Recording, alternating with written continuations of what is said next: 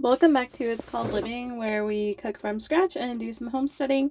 Today we're going to be making Grandma's chili. It's really good to put in the crock pot, or you can just cook it on the stovetop. It just needs to be heated through, but the longer you let it cook, the more like the flavors melt together. But we're going to need one bell pepper finely chopped for this recipe, as well as one onion finely chopped. So we'll get those chopped up and then just put them in a bowl or whatever you need to get them over to the stove.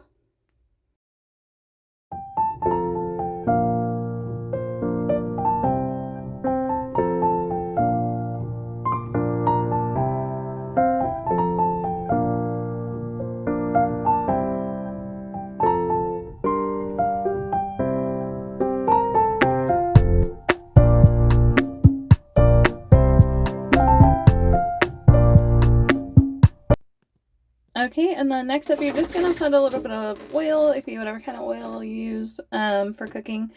But put a little bit of oil in a pan. It's kind of funny because I literally cannot unsee this with my lights. It looks like there's like a little guy in the pan, like a little creepy cartoon.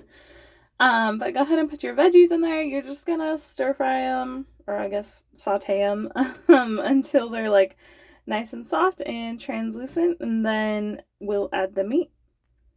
And then just for reference, I have the pan on a medium-high heat. So whatever you usually cook your ground beef on, just use that.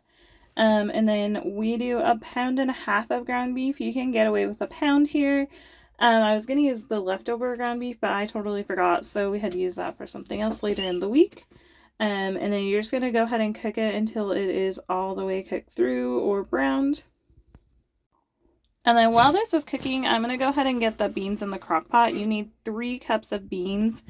I did a mix of pinto, black, and kidney beans here, as well as 1 can of diced tomatoes, 1 can of paste, like tomato paste, and then it calls for a teaspoon of salt. I went ahead and did that here. You could salt at the end and see how it's tasting for you, but I did add the full teaspoon. My little salt thing off my salt fell off, but it's almost gone, so no big deal. And then the coriander, it's 1 teaspoon of coriander. And I had to buy this. I didn't have any. It was kind of hard to find. It was kind of weird. It took us a long time, but that's okay. And then next up you need 1.5 teaspoons of garlic. And I'll make sure to put the recipe down below so you can see that. And my measuring spoon, it's a 1/2 teaspoon measuring spoon. And then this is cumin. You need 3 teaspoons of cumin here. I think I did like 2.5, but that's fine. So you need 3. And then the chili powder. This is where I always screw up chili because I was like, chili powder needs a lot of chili. Or chili needs a lot of chili powder, but really it's just you need 1/2 teaspoon for this recipe. Or I guess 1/4 teaspoon, 1/2 of a 1/2, so 1/4 teaspoon. And you can see it's super thick recipe. I had to stop and ask my husband because this is like kind of an adapted recipe from his side of the family. So I had to stop and ask him, like, is this right? Like, is this how thick it is? And so go ahead and get your ground beef and veggies in there as soon as they're done cooking. And it's up to you. So it's written the way that it is, more or less. It's written, and so you're gonna see, I'm gonna add a can of water, just like one of the cans the beans came in. I had cooked up pinto beans from dry, I already had those in the fridge ready to go, and then I used a can of kidney beans, 2 cans of kidney beans, I think.